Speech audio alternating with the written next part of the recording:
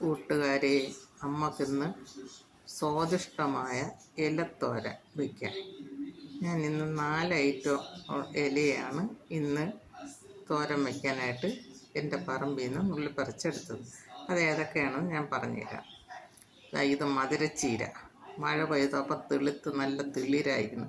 ആ തെളുത്ത് വരണേൻ്റെ കൊണ്ട തന്നെയാണ് ഞാൻ നുള്ളിയെടുക്കും. തെളിരെല്ലാം എടുക്കും, മുറ്റിയില എടുക്കില്ല. അതാണ് നല്ല രുചിയായിട്ട് കിട്ടും. അതിൻ്റെ കൊണ്ട ഇങ്ങനെ നുള്ളി എടുക്കും. മത്തൻ്റെ പൊടിച്ച് വരണ കൊണ്ട തന്നെ നുള്ളും. അതുപോലെ നുള്ളി ഇള പിഞ്ചില നോക്കി തെളിരില നോക്കി മത്തൻ്റെ ഇലയും എടുക്കും. അതാണ് രുചിയുള്ളത്. പിന്നെ അടുത്തത് പൊന്നാങ്കണ്ണീൻ്റെ തെളിരില എടുക്കും.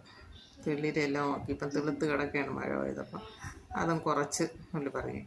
ഇത് തഴുതാമയിൽ നിന്ന് കുറച്ച് നുള്ളി പറിച്ചെടുത്ത് അതെല്ലാം തെളിരി തന്നെ കൊണ്ട നുള്ളി തന്നെ എടുക്കണം.